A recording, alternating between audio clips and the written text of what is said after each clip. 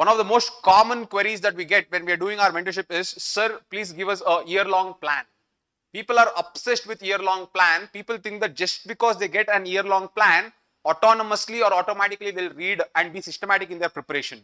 This is very wrong. Listen to this very, very carefully, because a year-long plan will give you a perception that you are preparing systematically, but within that 1 year plan, if you do not check periodically or regularly your progress, you might be deceived into thinking that you are preparing, but at the end when you look back, you will see that you have wasted a lot of time.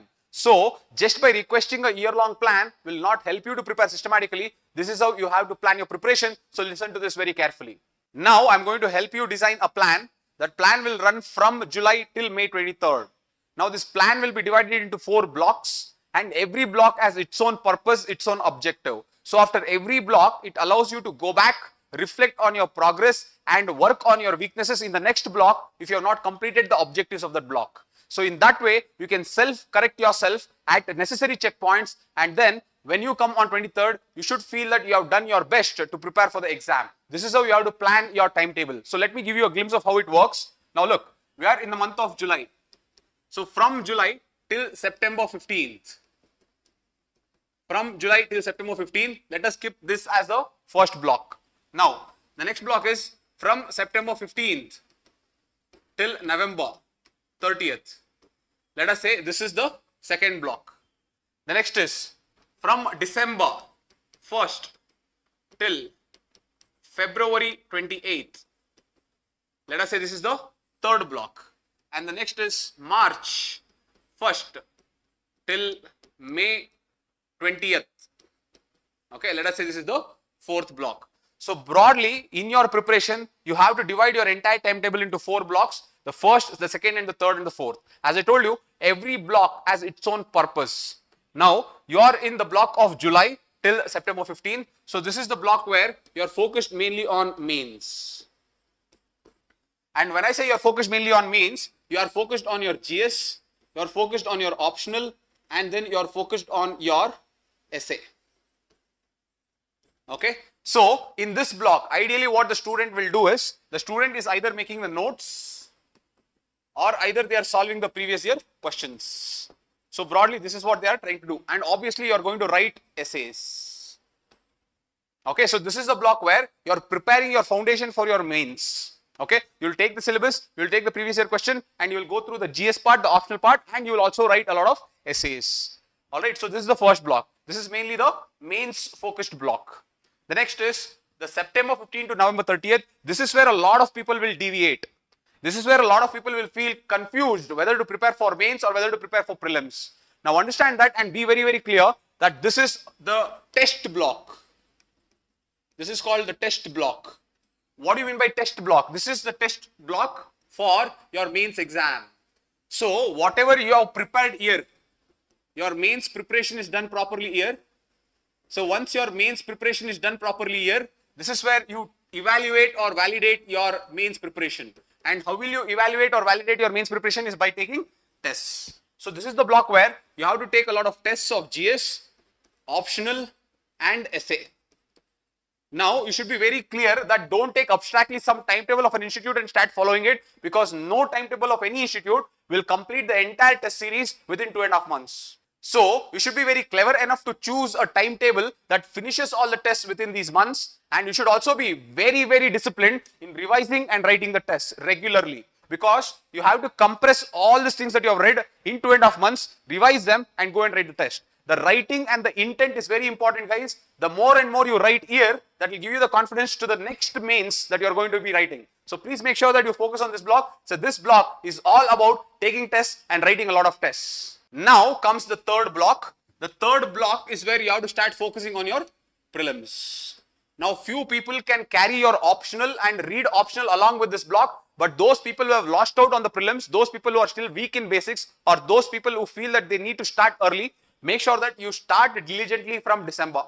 Okay. So, from December, you start your prelims preparation. Now, how do you start is, you start revising your basics.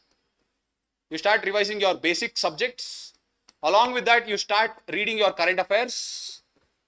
Okay, you start doing your current affairs part. So start doing this. So from December till February 28th, you can start revising your basics, you can start the current affairs, and if needed, you can take the prelims tests.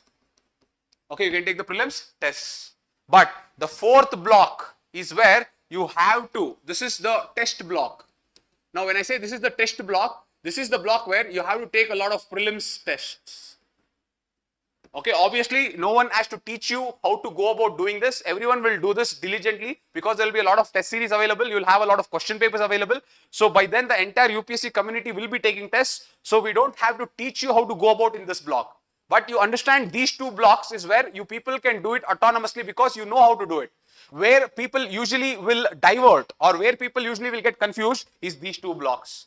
This is the blocks where people will feel that there is too much time, but within a very short span of time, they'll come in December and they will feel that they have wasted time and have not prepared for mains properly. So I don't want you to end up in that position, and hence these two blocks becomes very, very important. So I hope that you understood how to take a timetable, break it into several blocks, and after every block, you have to assess how much progress you have done.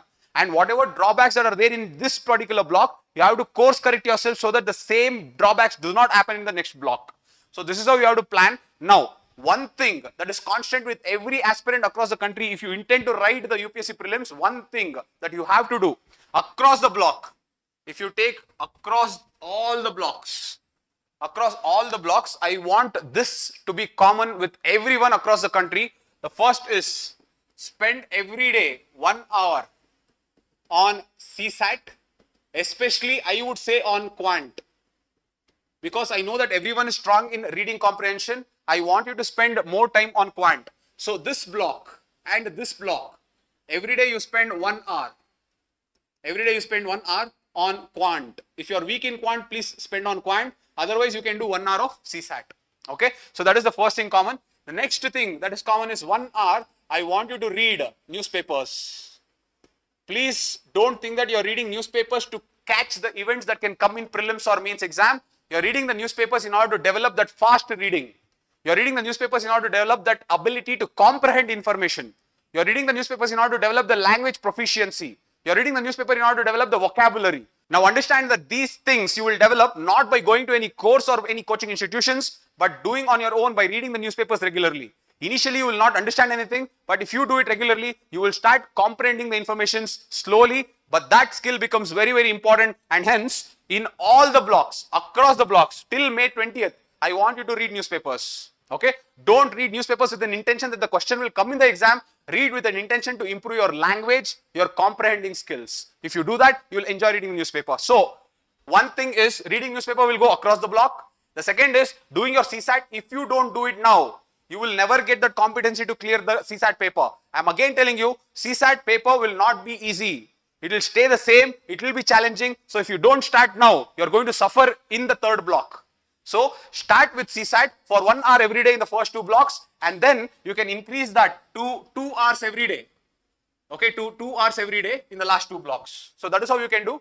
However, I hope that you understood that these two things, reading newspaper and CSAT, is something that will go across the blocks. It has nothing to do with your preparation for your mains or prelims. So this is how you have to always plan your preparation. The preparation should have necessary checkpoints to assess how well have you prepared and to course correct yourself for any mistakes that you have done in the previous block. So I hope this was helpful, guys. Using this approach, I hope that you will design your own timetable with your own strengths and weaknesses, but make sure that you follow broadly the framework of the mains window. The mains window starts from July till November, and the prelims window starts from December till May. So make sure that you prepare properly, you master the competency during that period. If you think about mains during prelims, or if you think about prelims during mains, you will mix up both and you will not prepare anything properly. So be very, very careful in what you do. Have that clarity in your planning, and I hope that you will prepare the plan and you will execute it flawlessly. I'll see you again, guys. Thank you so much for all the love and support. Bye.